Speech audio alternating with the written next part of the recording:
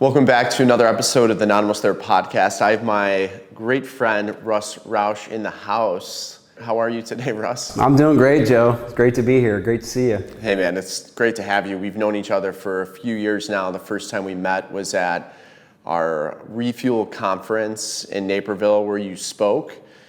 And I just have really enjoyed our friendship. You've taught me a lot about how to use the power of the mind to relax when you're under stressful situations, how to have a performance mindset, and a variety of things. But before we dive into techniques and tools that you've given me and many others over the years, how did you get started in this in the first place? I'd love to know a little bit more of your backstory.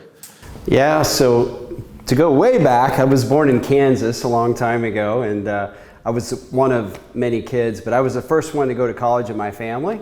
So that's kind of the background that I started from. I went to college, I ended up majoring in accounting, and then fast forward all the way to my early 40s, I'm in Chicago and I'm in the hedge fund business, the technology and hedge fund business, and doing relatively well. I mean, a lot better than I thought I would do as a small town kid in Kansas, but not really happy, like feeling unfulfilled, a lot of stress, a lot of pressure, a lot of problems sleeping, ruminating on things, and really just looking for answers. I guess the biggest feeling I had was, what's the point of doing everything I've done if it doesn't feel any better than this? And so that started me down a road of looking into what it ended up being neuroscience, how the mind works. Because ultimately, how we're experiencing the world has a lot more to do with what's going on in here than what's going on out there.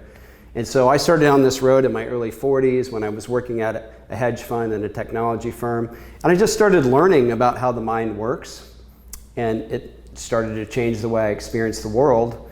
And then I developed this passion to be able to teach other people what I learned. And it went from a hobby then to a part-time business to a full-time business. Was there a pivotal moment in your journey when you were working for the hedge fund that you were just like, I can't do this anymore, like this is my passion? Or how did that unfold? Yeah, and it actually goes right back before the hedge fund at the technology firm I was working for. I remember vividly sitting in my office and again having this revelation of, why not just go back to Kansas and live a simple life if I can't enjoy this life? And it was frustrating because it wasn't like I had any major problems. So I couldn't look around and go, well, here's all the big problems I had. It's just a bunch of small problems. So that was that seminal moment of knowing that something had to change. But I never thought, nowhere in the process was this big dream to start a company and build a company. It was really just repair myself, and it evolved into where it's evolved to today. But how do you go from those ideas to even having the guts to create a company from it, or to start down that path? Yeah, it's funny you say the guts, and I wouldn't have. It's funny, the business that I'm in, the performance mindset, it changes your mind, and so that you are able to assess risk better. Because some people can never leave their job because they're afraid to leave their job, and some people will jump around from job to job because they're chasing, the grass is always greener. And so my ability to be able to start Inform VP and grow it to the extent that we've had has everything to do with my mindset. And so there's years of me just having a passion and learning on the weekends and at nights how the mind works. And by the time you get through that process, you're able to put that into practice, and that's how it evolved into a business. And I've heard you say on a few other podcasts before that a few books and videos really triggered this emotional response in yourself to know, like, I really need to understand my brain more, to understand why I'm not happy, why I have all of the things that I think would make me happy, yet I'm not happy. What were those books or videos that you've watched back then or read? I think the biggest one was Joe Bolte Taylor's My Stroke of Insight. It's a TED Talk. A lot of people have seen it. But as a reminder, she's a brain scientist at Harvard University. In fact, that's her whole world, as you would expect. She's all about that. And then she has certain family relationships. So externally, her external world is built of these two things. So she loses the left hemisphere of her brain. And so now she really can't do either one of those things because the left hemisphere is our analytical mind How we past, the future, how am I going to do things today, how am I going to get things done, that's gone. But what she experiences is something she called, the experience was nirvana, complete connection. I'm complete, I'm whole. I mean, think about that for a second. Yeah. How would you like to experience that? And so that's all she experienced. Now the problem is she can't function the way she used to because she doesn't have the analytical. And then she heals 8 years later, and now she has what she calls a brain balance. I can feel complete, I can feel whole, I'm good enough, I'm connected to something bigger. She can't explain why that is, it's just an experience. But then you can also have this, I have to think about the past, I have to think about the future, I have my to-do list, I have things I want to get better at. Can you imagine the merger of those two together? Right. And that is what brain balance is. And so when I saw that video, it really connected the dots for me that this is you solve this problem internally, not externally. And I think the other thing I'd add to that too is I had a couple friends in professional sports, and this is when it really tilted my thinking. How can somebody playing pro sports have a bad life experience? Because when you think about what that means, number one, it doesn't just mean that they're making money and that they're famous or whatever. And by the way, most pro athletes are not famous. Most people don't know who they are. Right. But they're doing exactly what they love. Aren't we told that that's a key? They're helping other people. They're always pursuing worthwhile goals. Most of them are in really good shape and they have amazing relationships. Like you're going down the box and checking everything you're supposed to do. And so that really started, between that and the Jill Bolte Taylor video, I started realizing, man, this is an internal thing and this is pervasive. So back then, what were the few things you were doing to really start turning around that mindset and you starting to move toward that happiness that you were seeking? Like, what were the actionable things that you were doing to change that? The first thing I think that has to happen is, number one, realizing it's an internal job, not an external job, and that's not easy to do because we're totally conditioned to believe it's external. But then secondly, you have to understand what the brain's doing. And my lens really comes through the limbic brain, or if you want to call it the automatic brain. One of the things I have people do in every training session I do is I tell them stop thinking, have them sit there for a minute and realize they can't do it. And so I'm introducing them to their automatic brain. Now, as soon as you do that exercise, it almost creates the expectation that I don't want you to think and that thinking is bad. But I'm not trying to do that. I'm trying to show people that they're not choosing most of their thoughts. Their brain's doing it automatically. And then we extend that on to emotion. You're not choosing your emotions. I'm not choosing my emotions either. So to answer your question, the first step is to realize I'm having all these thoughts, I'm having all these emotions. I'm not picking them. They're happening automatically. And that's what I would call awareness. I'm not my thoughts and emotions. It's something I'm experiencing. In fact, my brain's choosing it. So that would be step one. And then step two, you could start to think, well, this is the enemy. These automatic thoughts and emotions are screwing me up all the time. It's like the Mark Twain quote, I'm an old man who's known many problems. Most of them never happened. Right. And so you can't make an enemy out of it. You have to see why your brain's doing that. Then you have to get in line with it and embrace it and know why it's doing it and know how to respond to it. And most of kind of what we're taught is the opposite of what works. We're sort of told, don't beat yourself up, don't worry, don't let that thing go from the past. So now I'm actually putting myself in a position of fighting with my brain versus knowing why my brain's doing something and working with it. That's pretty fascinating because there's a lot of things in life that you can get through with surrender.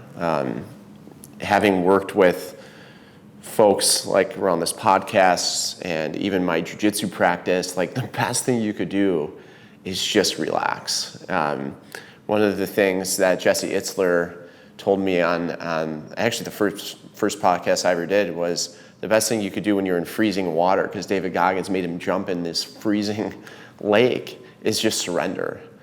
And I think that is very akin to what you're talking about, to surrender your thoughts and just acknowledge the fact that you are going to have those stressful moments and maybe you're not always going to be happy. And once you start to understand that, then you could deal with it in a certain way. That's exactly right, Joe. In fact, surrender is a word that I don't like to bring up real fast because it drives high performers crazy, right? And I work a lot in pro sports and in the corporate world. Is so you don't necessarily want to lead to that with that, but ultimately that's where you have to get. Right. It's not saying you're surrendering everything, but you're surrendering the things that you can't control, and a lot of things that are for sure going to happen no matter what. Like no matter what. So I love that. Like getting cold water, you have to surrender. Right. And even like walking through a rainstorm where you go, I don't want to get wet, you just surrender, and you'll start to notice how it feels different. Yeah, another analogy going back to that jiu-jitsu example was what my coach tells me is like pretend like you are a mattress, right? If you pick up a box spring, that's pretty easy to lift, but you try and get a mattress like on a bunk bed, good luck. You know, it's all over the place. Why? Because it's not stiff. It is just it just kind of falls. It's really hard to control, but when you're under a stressful situation and someone's choking you in martial arts, the best thing you could do is just go limp. If you stiffen up, that's when someone can actually tap you out and get the better choke on you. So it's just amazing how the more you mature in life, the more you realize there's all these analogies and there's all these things that happen just not in one aspect of life, but all over the place. And it all comes back to that, to just kind of surrendering that for those moments. And another thing that I've talked about a few times is when things tend to get super tough, like you just have a day and everything's going wrong, and I'm sure we all had those days, the best thing that I found is just this uncontrollable laugh, because things couldn't get worse. And granted, like they can always get worse, but in your mind, in that day, things are just one thing after another is going bad, and once you start laughing, it's just like, it kind of puts things into perspective for yourself. So that's another aspect of like the surrender mentality, is like, hey, you know what, like bring it on. And then all of a sudden you start to have them, and you start to think differently, and things start to be okay, and you're not stressed up. You're not like that bed that's just super stiff. You're more of the mattress, and you're like, come on, try and lift me. Yeah, I think those are great analogies. And I think part of where I'm trying to get people, and where I always try to get myself, is getting your expectations in line with reality. Because a lot of times we're taught, think about what you want and be positive all the time, almost like you're creating those bad days if you don't think the right way. Versus what I would say is like teaching everybody, hey, we're gonna have these really bad days, and you're gonna feel stressed out at times. And so when that happens, you go, okay, this is normal. This happens to everybody. And that brings it down. That brings the emotion down, just going, hey, this is normal activity. And now I'm in a position of, like what you're saying, to either surrender, laugh at it, you know, like Lieutenant Dan in Forrest Gump fighting, you know, saying, is this all you got at the top of the shift? Like, whatever you want to do, you have some agency then to respond to that versus just being locked in it and being in this turmoil. So I know you have an acronym S.E.E., so that would be the separation part, right? You're separating the reality from your emotions. You know that you're going to have these kind of mental struggles. You're separating that out. What's the next step in that? Yeah, so we have 3 steps. The first one is expect the expected. Almost everything that's happening to you in life should be expected. It's happening to almost everybody. Not exactly everything, but 90% of what's bothering us.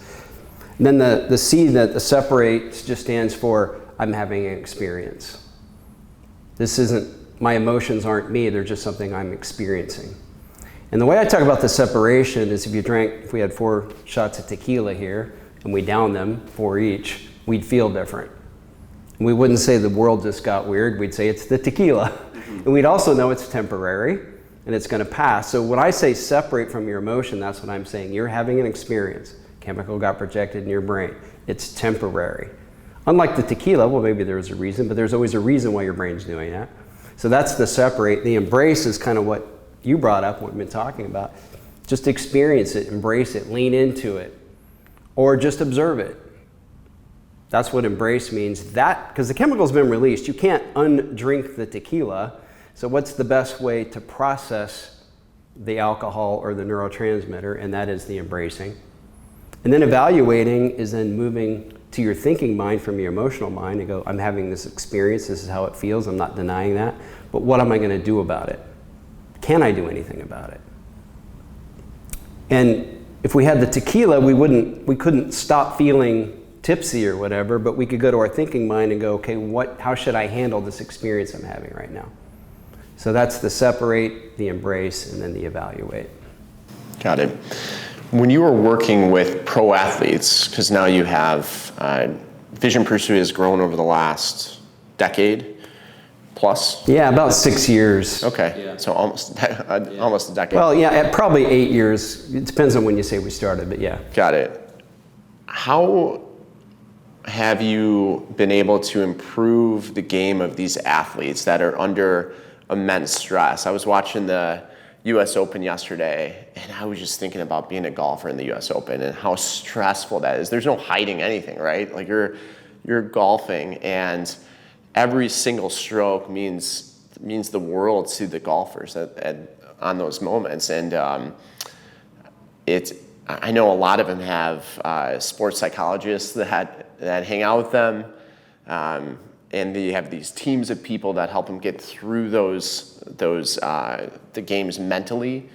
And I'm just wondering, like, what have you seen working with your athletes really work, and and it's easier said than done in some ways, in the sense that you can say, well, don't think, separate those emotions, but when you're up there and you're putting and you're 1 to 2 strokes away from either winning or losing the US Open, how do you balance that? It's a great question.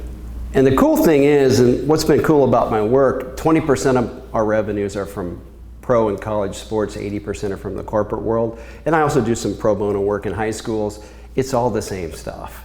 So the same thing I'd say to a high school student who's struggling over their anxiety of test taking and where they're going to go to college is exactly, I'd use different examples, but the same format I would use for a pro basketball player trying to be better at 3-point shots.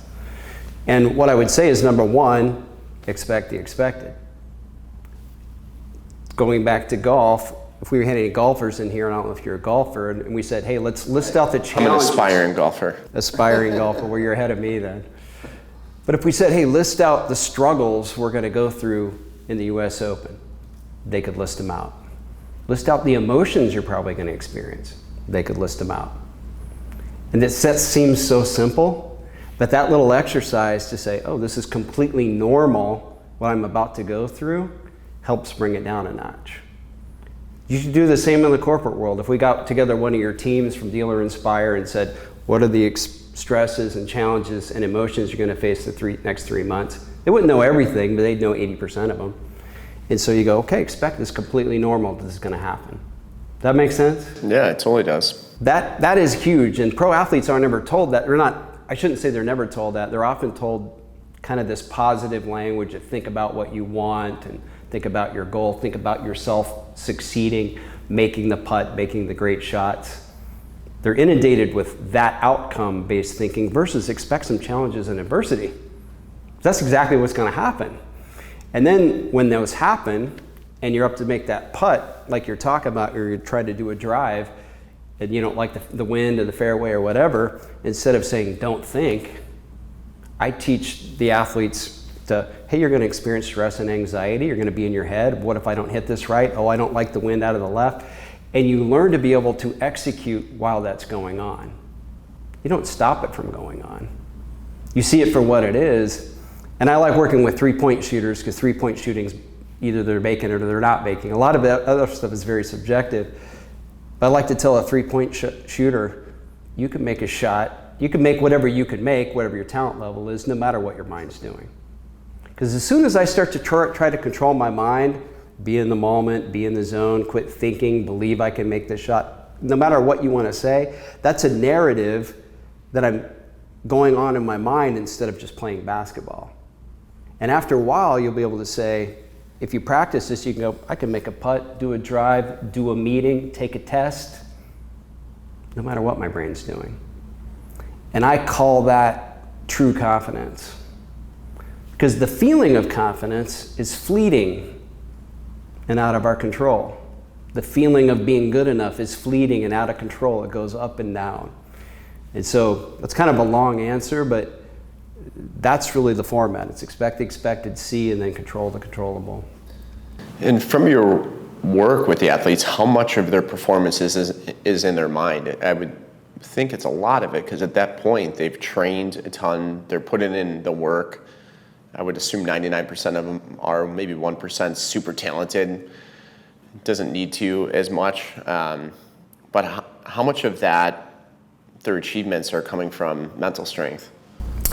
It depends on the athlete, and this is very unscientific, but I would say 80% of athletes really need the mental work. You look at somebody like LeBron James and Kobe Bryant, two of the best to ever play, did a lot of mental work. Yeah. So I would say it makes a big difference for everybody. But some people are naturally don't have performance anxiety, but that's really rare. Most people don't overly beat themselves up, but that's really rare. So most human beings are going to have this really heavy self-critical mind. They are going to worry a lot. They're going to ruminate about the past. And so you have to train the mind to do that in the right proportion. Not eliminate it, because you want the mind doing all of those things, right, but in the right proportion. You have to train for that. So I'd say high percentage, it would benefit a high percentage of athletes. So if I am preparing for, let's say, a presentation, whether that be to employees or to a board, would you say one of the first steps you should do then is to take out a piece of paper or write down all of the things in your mind that you're either afraid of or things that could happen? Yeah, I think that's helpful. I think it's helpful to think about what are some challenges I can face in preparing for this and executing this and afterwards. Almost like a pre-mortem.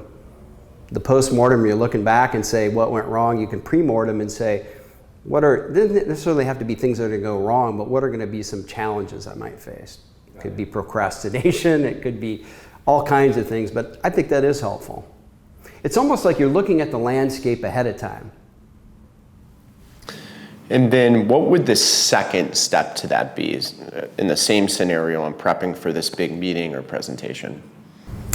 Yeah, I think you just go into execution mode of whatever your process is to put that presentation together, and keep your mind focused on that. It's easy to focus about what happened back there, what's going to happen ahead, but training your mind, whatever you're doing, to stay focused on that. So you start executing that preparation, whatever that looks like for you, and you kind of try to stay in that spot until you're done. What about visualizing what that presentation would be, or you being successful in that? I imagine athletes do a lot of that work. Have you seen that have a big impact? Yeah, so my view on visualization is maybe a little different than some, and I'm not an expert in that. So kind of where we go is not so much visualize that good result. It's much more, I wouldn't call it visualizing, but like we just talked about, think about the challenges you might face and how you're going to respond to them. And I'll give you an example. One of the podcasts I did, the podcaster was talking about Tiger Woods. She was talking to another golfer, and the golfer was kind of trained, when I go up to take my tee shot, I picture a beautiful drive landing on the fairway.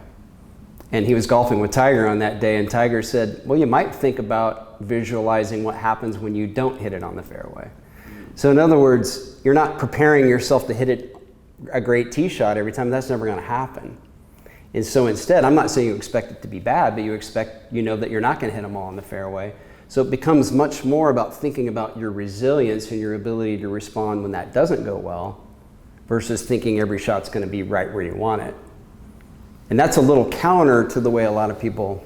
Well, no, I think that still makes a ton of sense when you're visualizing different scenarios. Michael Phelps is a great example of this, where he visualized that when he was swimming in the Olympics, that someone would have stepped on his goggles, or they would come loose and he wouldn't be able to see. And that actually happened to him. So he thought about all the different scenarios, visualized what would happen, and just executed as if he was there before. And I think that seems to me be very powerful, in the sense that if you can put yourself into place, think about all the different scenarios that could happen, and then try to do it before it actually happens, then when you're standing up and you're actually giving the presentation, you're like, oh, well, I had to deal with this. So then you just execute on that new plan. Yeah, I could see the benefit of that. And I think part of the work that we do gets your mind in a place where you could even possibly do that. Most people can't sit and visualize anything because their mind's just going all over the place. Yeah, which is kind of what I want to get back to as well, is that this monkey mind, right? We have so many thoughts, and I'm sure you have great stats on these, and I've heard you say them before, but we have so many thoughts, and our minds are going a million miles per hour, and when you're even having a conversation with someone, you could be thinking about the next meeting or what am I going to eat for dinner, like anything, right? How do you become more present with people, whether that be in a conversation and what you're doing? It seems to me when you're playing sports, or you're maybe at a concert, or you're actively like doing something fun or that you love, you're kind of forced to be present. And I think that is this perpetual cycle of why we like to do those things.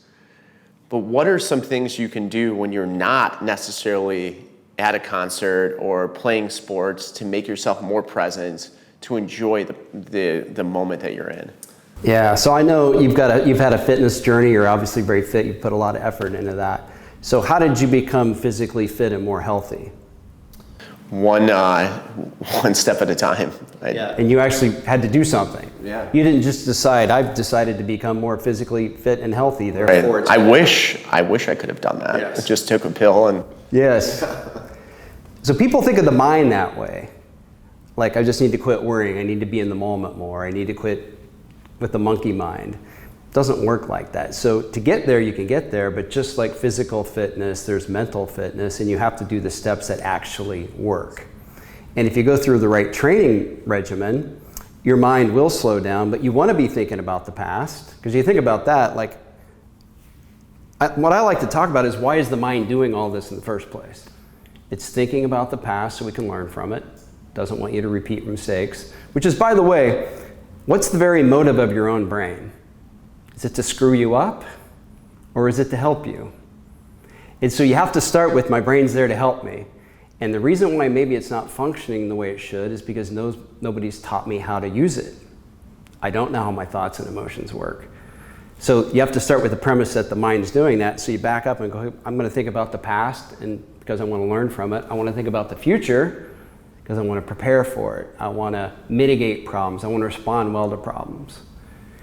And so you don't make an enemy out of that. And so when your mind starts doing that, again, expect the expected. I'm going to think about the past. I'm going to think about the future. I'm going to think about what I want. That's all completely normal. I'm going to have all these emotions. I separate. It's just my brain. I embrace. It's not my enemy. I'm thinking about that person that did me wrong 2 weeks ago. Embrace. It's okay to think that, feel that feeling. And then it'll start to pass, and you evaluate and go, well, maybe I don't want to spend my attention there. Maybe I want to prepare for that board meeting I'm doing. And so it's a process of doing that over and over and controlling the controllable. And then the mind will start to regulate itself. You'll start to create this balance that we talked about with Joe Bolte-Taylor from the beginning. I can think about the past. I can think about the future, but I can also be right here, right now. I can think about the things I don't like about myself and that I want to be better. But I can also experience that maybe I'm perfect exactly the way I am. Kind of these things are fleeting in and out, but now you're experiencing kind of two opinions versus one opinion, which is I'm never good enough. It's always about the past. It's always about the future. It's always about vacation. You have to work at it, but you have to do the right things. So what are those right things? How do I start working on it? Get your expectations right. Learn to separate, embrace, evaluate. You don't really have to use that acronym. I think that helps, but separate yourself from your thoughts and emotions. They're not your enemy. They're normal. Maybe self-criticism is a good thing to talk about. Should we get into that a little bit? Yeah. So number one, everybody beats up on themselves. Expect the expected. Why is the mind doing that? Because my mind wants me to get better. And think about this. You've done a lot. You've been very successful, helped a lot of people. Is it ever in your mind like, oh man, I've arrived? Never. That's the title of this podcast. Exactly. Which is crazy, because you think that you're striving for something for this finite place, and what you realize is there isn't one. It just keeps going and going and going. you're never going to be there, just like your podcast Right. says. You're not almost there. But on the other hand, maybe you are. And so again, these two conflicting things, but this one thing in my mind, when I look back and look at this, I'm going to think of all the screw ups and things I could have done better or whatever. That's just what my brain does. But I don't look at that as a big deal anymore. I expect it. I expect my mind to be somewhat critical. I expect that 2 years from now, I'm going to look back and go, wow, I've come a long way. And then it's just going to keep going my whole life. So I expect my brain to be chiming in on what I can do better. It's just not an indictment on me as a person anymore. I don't look at it as criticism. I look at it like if you were coaching me and you're just giving me coaching advice. That's embracing that voice. But what are we taught to do with self-criticism? What do most people say? Well, you just beat yourself up. Yeah, don't beat yourself up. Yeah.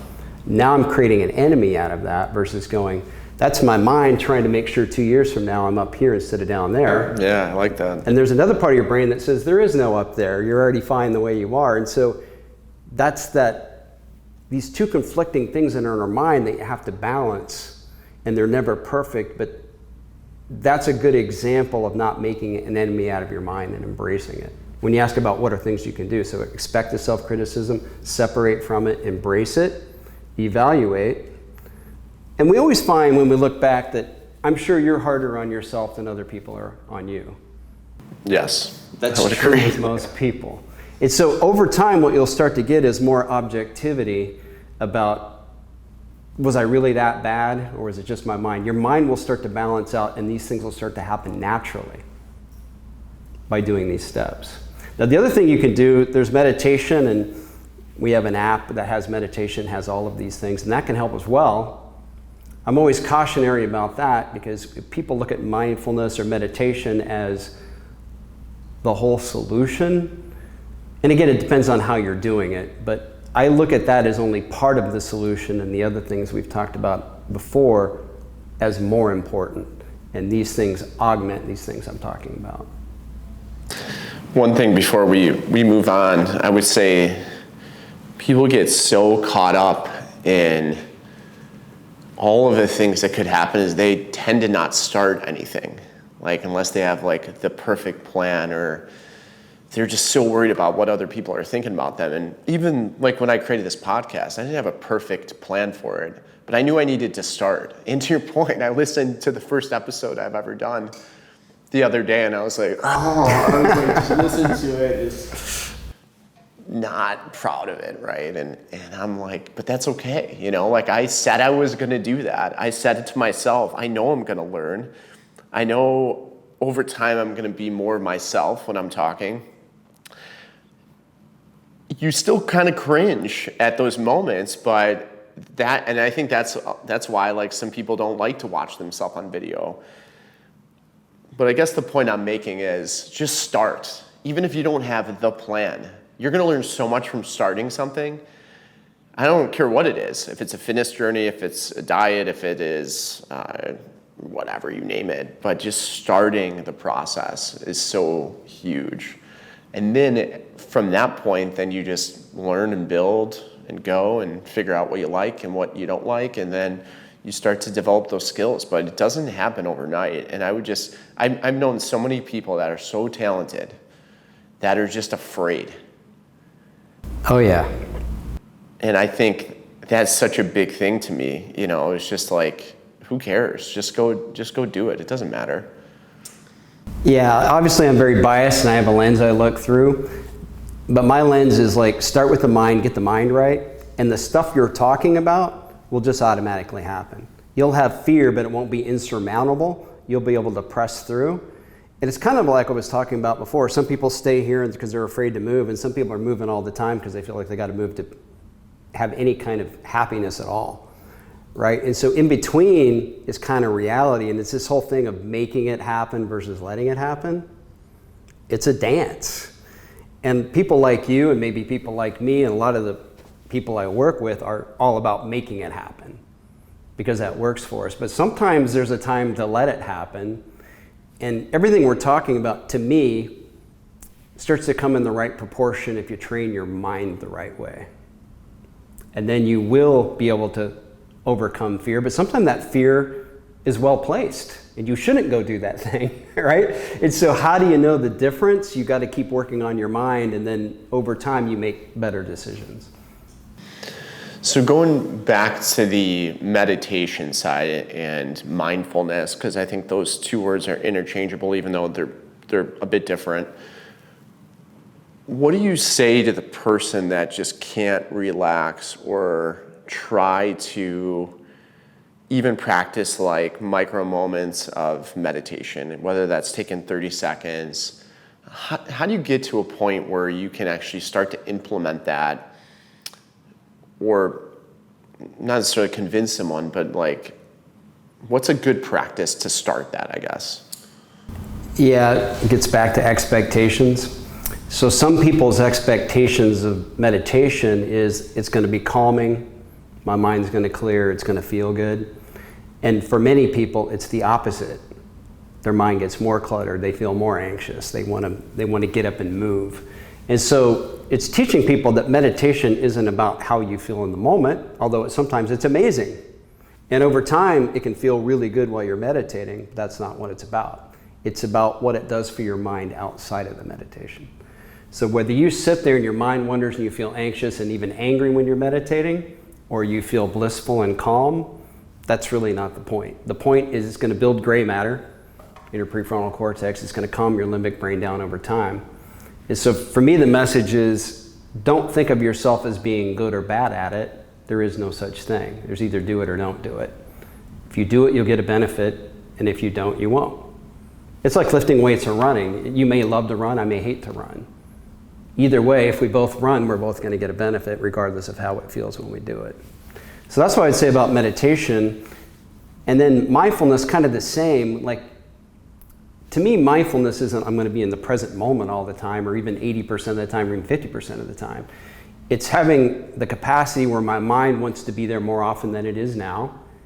And then having the agency to say, hey, I'm talking to Joe right now, but I might be thinking about something I'm doing later, but I have the agency to bring it back and go, I can put more of my presence, my attention here, but also knowing that's going to take some time to get there. I'm not going to do that in 1 month or 2 months.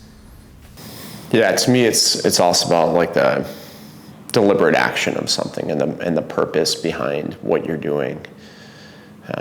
Yeah, something I've been all over lately, which I think can really help people, and it's helped me as well, like going through COVID. Again, one of the reasons I love working in pro sports is because there's something about being in that level of competition, which is just insane. When you get up close to it and you see how hard it is, and you think about the very best players in each sport, but there's 98% that aren't that are just scraping it out for years, trying to be in this really highly competitive, highly visible, getting critiqued all the time environment. And so working with bench players, people that aren't playing a lot. Now you and I might look at them and go, okay, you're making $1 to $5 million a year, you're playing the sport you love, you're traveling around, staying these great places, people think you're great. How can you not be happy? But most bench players are not happy. In fact, most pro athletes aren't happy if you look at the statistics. Right. So how is that? And so what I do with bench players, and this relates exactly to all of us, the reason why a bench player is not happy is because they're comparing their success to what they want their role to be. Bench player wants to be contributing and playing, even starting. That's what they've been doing their whole life. Don't forget, these are the best of the best of the best. Now I'm sitting on the bench, not doing anything. So they're feeling like they're losing. They're very unhappy. And then what happens to their attitude? Then what happens to their chances of playing more? So you see the downward spiral that goes in.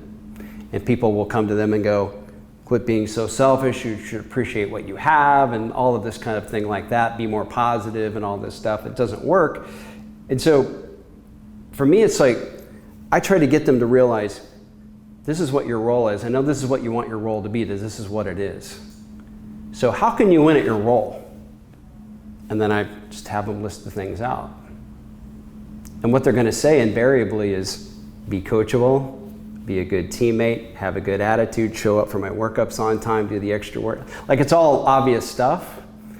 And the other thing it's all within their control. And so then they can shift their attitude, and I even try to get coaches to set goals with them so they can succeed and go, did you do all these things this week? Great, you totally killed it. You killed it. Doesn't matter how much you play, because you're not in control of that. And then they start to feel happy or about what they're doing, their energy changes, and it gives them that best chance then. And that's the other thing I'll ask them. I go, if you're the head coach and you're looking at the 9-10 guy on the bench, or 11 or 12 in a basketball scenario, what are you looking for? And it's obvious. It's all the stuff we just talked about. So then they start to be able to win at that, and then they're happier and they perform better. Same thing in life, because let's just say that you were my boss before and I loved you and you were great to work for and you gave me rope and you appreciated what I did, and now I switched to somebody else who's not like that. Now I'm living in my expectation of what I think a boss should be and what I want it to be, and I'm miserable, versus going, no, that's not what my role is anymore. This is the hand I'm dealt. How can I win at this hand?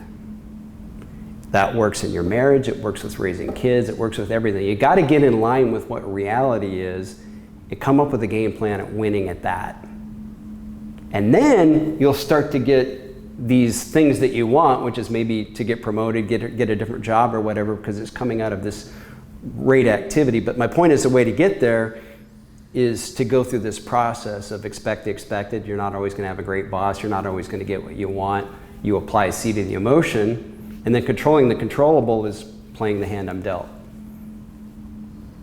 Yeah, that makes a lot of sense. And I'm sure people can relate to all of the stress during COVID and now going back into the workforce. Not that they weren't in the workforce before, but maybe going into an office. And I know some people that are faced with, they had flexibility and now they may not have flexibility, or the flexibility they did have over the last year or so. And they have to think about their life and really what makes them happy in different ways. So I think that makes a lot of sense. What do you say to the person that's just constantly overwhelmed, that's watching this and has this attitude, sounds great, but it doesn't work for me?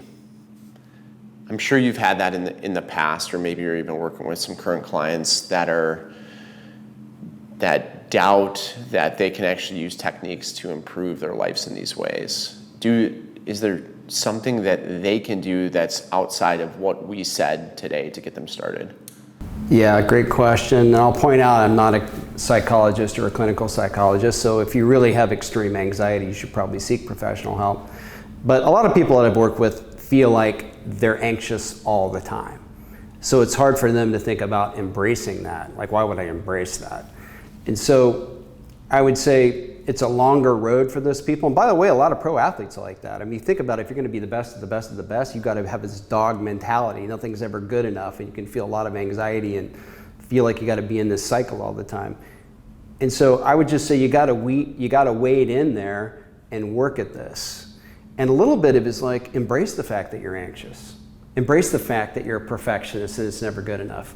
Because that embracing, it's almost like if you're a coach and you're coaching me and you're so hard on me, if I would just open up and go, hey man, he's just trying to help me, he's just coaching me, that would take it down a little bit. So that's what I would say. Give yourself time, and over time, you can change the feeling of that experience, or just learn to live with your brain doing that. And that alone can really help. I see there's a lot today, what appears to be anxiety. And I think social media can perpetuate this, where you're watching people and they seem perfect, or they're doing things that you think you should be doing. And even though you're trying to kind of separate yourself away from that, you can't help but feel these like gaps in your life by looking at what other people have or they don't have. And you and I have realized this in different ways, in that like happiness is not based on the success of something. It's this ongoing thing you're constantly striving for. But what other tips can you provide those people that are constantly looking at life through the eyes of others? Great question. When I work in high schools, you see a lot of stress and anxiety there. Even in high schools where the kids have a lot of advantages, like where they have money and things and they're going to go to a good college. I mean, a lot of things are set up for them, right? You think about suicide rates. They're highest in these kind of high achieving pockets. Why is that? And it comes down to expectations, what you're talking about, and social media perpetuates this. But if you ask a young kid today, what should you be looking for in life? Well, do something I love, do something that has flexibility so I can have work-life balance. I need to be helping people, I need to have impact, I need to be able to rise quickly, there need to be good people there. You see where I'm going with this? It doesn't sound like a job, it sounds like you want a prize. And so this pressure of I got to find something I love and that helps other people and that checks these 10 boxes is really hard. And it brings the pressure down to what I do today is going to affect whether I can get into X college. And I never experienced that when I was in school. I wasn't thinking about any of this stuff, probably to an extreme the other way. But my point is, you have to get your expectations in line with reality. Because if I have to have this perfect job and 5% body fat and helping other people and have this great spiritual connection, the list goes on and on and on, it's insurmountable. And so people are in this constant process of feeling like they're not good enough because they're not doing the 20 things it takes to be good enough. Right. And that's why I say it's an internal job. Because when you get the inside right, the Jill Bolte Taylor, I am fulfilled, I am complete, I am enough. And at the same time, I'm not complete. I see all my things that aren't good and that could be better, but at least I have this balance. And then you have this perspective of what do I really want to do to work on or to improve my life. And a lot of it comes down to accepting the role that you have, the life that you have, and doing the best with it. It really does come down to that. People would like to say, if you have a big goal and you work hard and you don't quit, that you'll be able to do X, Y, and Z. Maybe that's true, but my work in pro sports tells me that that's not true. There's a lot of stuff beyond your control for you to be able to get wherever it is, be a big-time CEO or run a big foundation, help tons of people, whatever those things are, not everybody can do those things. And so being happy with the life that you have allows you to have this fulfillment internally that I can give to other people. And it gives me then the best chance to have the best life I can have with the talents I have without feeling like, to feel good, I gotta go make these things happen out there, which doesn't work, doesn't provide the fulfillment. You gotta find the fulfillment in here, or maybe it's here, or maybe it's in the divine. I let people figure out themselves, but it is internally, and it's access to the brain, whatever the ultimate source is. And then I have something that I can give. Because you think about the narcissism of, I need to do what I love, I need to help other, you get this whole list of things versus I already have what I want and now I'm giving it to others. Now it's not perfect like that. It's both at the same time. Yeah, that makes sense. And I also think you can get so consumed in content. There is no shortage of it. And now there's even more apps like Clubhouse where you could spend 12 hours a day just like listening to other people talk, right? And then you have YouTube and you have podcasts and you have books and you have social media, you have Instagram, and there's no shortage of that. And one of the things that I've realized is once you kind of know what you want to do, limit yourself to how much more input that you want, because a lot of the plan that you know how to do it. You don't even need to listen to this podcast to get you through some of these things. You just need to create a plan and you need to execute on that plan. And you don't necessarily need 1,000 different recipes coming at you, because thematically you start to see patterns. That to me is a big actionable one, to like stop consuming so much content, because you're not going to be able to execute on what you want to do in your life. Have you seen that as well?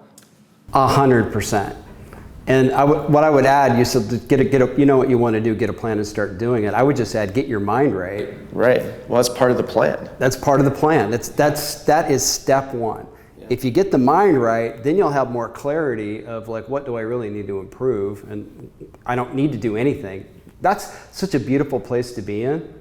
Like I don't need to do anything, I just choose to do something. Because I want to. I like to say fulfilled and inspired. Fulfilled, I'm complete, I'm enough, and I'm inspired to do more. So the fact that I have enough isn't going to make me sit on my couch. I'm inspired to do more. And we're sort of taught, and I always believed I have to feel like I don't have enough and want more and I'm incomplete, so I can be striving to complete myself and self-actualize and do these things so I can feel better. It's actually, I believe, the opposite.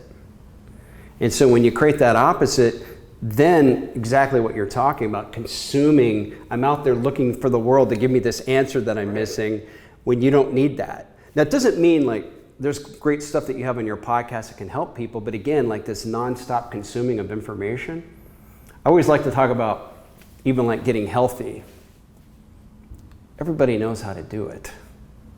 Yeah, there are better ways to do it, but I'm just saying, we need to execute on what we already know versus finding a ton of new information for the most part. Now, of course, there's information that you can get, but some of the people I work with, I'll tell them, like, don't read a book for a month. Don't listen to a podcast for a month. Like, you need to, like, get away from that. Right. And so I agree with what you're saying totally. It's true, even myself. I have this podcast. I do a lot of research on my guests for the podcast. And then I have personal goals and family goals and goals with my wife that I want to achieve.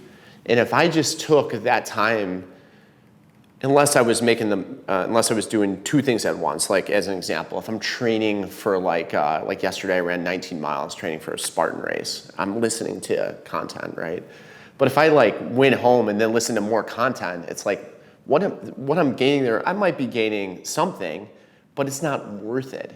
Versus like spending that time in executing or being present with my kids or doing all these other things. And that's this spiraling effect. And I actually got off Clubhouse and I'm not like participating a ton in it because I'm like, here's another place that I am going to go and listen to and consume more content when I could achieve a 99.999% of what I want to achieve by implementing all of the knowledge that I've gained over my lifetime, right? And there's always great people to learn from, and there's always hacks in your diet, and there's things like that. But I love that example because everyone in this room, like everyone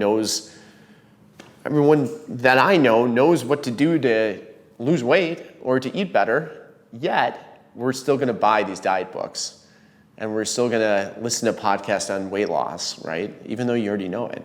Now, once you've achieved that and you can't lose any more weight, that's when you may want to dive into that. But certainly for most people, there's a baseline to dive into and implement what they already know. Yeah, and there's something beautiful about maybe coming to the place of like, I don't want to change my body. Right. That's fine. Yeah. I'm not because the world's telling me to, and there's all these different reasons, but it's just, we're compulsed to do a lot of things because of our automatic mind that's been conditioned by whatever it's been conditioned by. And when you get all that right, you start to be able to see, well, actually, maybe I don't need to like do that. But if I don't have to do anything, but I might be inspired to do that. And that's a totally different place of saying, I need to lose weight or get in shape or whatever, so I feel better. It's better to feel better about yourself, and then if you decide to do that, you do or you don't. Yeah, that makes sense. And what's crazy about this, Joe, is this is why I like working in pro sports, because people might say, well, yeah, that sounds good, but it's not really going to work in highly competitive environments. It totally works in highly competitive environments. Because the stress and the pressure of trying to be the best all the time against the best in the world, that's what people don't get. They go, well, these people are insanely talented. So are the other people trying to stop them. Right. Letting go, you were talking about surrender early on, sort of surrendering that, gives them the freedom then to be the best possible athlete they can be, to give them the best chance to do it. It's not a fairy tale. Everybody's not going to make it. And you see that when you get in that world. It's incredible. When I was working Major League Baseball, 4% of minor league baseball players make it to the bigs. 4 out of 100. Doesn't matter how big their dream is, doesn't how much they don't quit, or any of these buzzwords, 4 out of 100 are going to make it. And so sort of surrendering that outcome, getting your mind right, and then be able to like go for it without all this. You're going to feel stress and pressure, but I'm saying lowering it dramatically gives you the best chance. And it's the same in life, at work and at home. And right there, that's the point I want to drill home, that what's your alternative? I always say, like, play it out. You're going to be so bottled up and stressed out that you're not going to be able to perform, and you're going to be one of those, you're going to be part of the 96% that don't make it. Like, almost guaranteed, right? If you're just that tense. But if you surrender and you allow yourself that freedom, that flexibility, that mental clarity, that you have nothing to lose, then you might be that 4%. And I would bet most of that 4% are those folks that don't internalize things so much that they don't get so bottlenecked with fear. Or they're insanely talented. Yeah. They're just better than you. But even, like, I was listening to Tim Grover's book yesterday, actually, on that run, Winning. And he talks about Kobe Bryant and Michael Jordan and the differences between them. And he said Michael Jordan trained smarter, but Kobe trained harder. And he would be training him and have to be on call at 2, 3 in the morning. And then Kobe would be like, I want to practice. And he'd wake up and Tim would practice with him. And then an hour and a half into it, Tim's like, you need to go to bed, you need to sleep. And he purposely wouldn't leave because he knew Kobe was going to sneak back in the gym 15 minutes later. So even someone at that level, that talent, and how much work they're putting into it, because they wanted to be that 1% better. And he also says in the book, like winning's messy. You know, if I think about even my run yesterday, which isn't even close to being a professional athlete or doing what they do, but it's messy, you know, like the whole thing. And if you think about really many great things in life, they're not perfect. I think about creating and selling the businesses that I have. It was more messy than clean, from partner stuff to employees to cash flow to clients. Oh yeah. It's crazy. Like, I think about it, it's not this linear perfect path that people tend to see. It's the messiness to get you to a point where you can start to drive the outcomes that you want. Yeah, the outside looking in, they see what you've done and go, well, he's this, that, and the other, but there was a lot of shit you had to go through. And that's kind of what expect the expected is like you would tell any entrepreneur, this is what you can expect. Right. Because everybody has the same story. I mean, it's not exactly the same, but everything you just talked about, partners and cash flow and employee, like, right? Right. And then here are the emotions you're going to feel. And so that's a lot of it. And then getting back to the 90% that don't make it, or 96% in baseball, like my whole point to them is, even if you do make it, it's not going to make you happy. And there's tons of videos that show that. And even if you do make it and you are happy, it's not going to last forever. You're going to have to do something after that. And so let's go through this journey, and then you can maybe be a baseball coach or play in basketball. Maybe you play in Europe, or maybe you play in China or whatever. Like, maybe you're a coach. So in other words, your life's not over. Like, whatever happens, you're just set up for the next thing. Yeah, right on. Well, I know we're running short of time. Is there anything I didn't ask you that you wanted to share? No, I think you hit on a lot of points, that are really, I think, important, and things that I think are really valuable. There's nothing that's sticking out in my mind. Well, it's always great to spend time with you, and thanks again for being here and being part of my life, the life of Dealer Inspired, being one of our first guests at Refuel, and just being on this podcast. It's been amazing to get to know you over these years. How can people find out more about you? Yeah, so they can go to visionpursue.com, and they can learn about the corporate training stuff we do and sports training stuff we do. Most of what we do is group training. That's probably the best place. And the app, the Vision Pursue app. And there's the Vision Pursue app that you can get on the App Store. And thank you, man. Like, all the stuff you do, like, it's really cool. And having worked with some of your clients now from Dealer Inspire, how much they love you and what you do.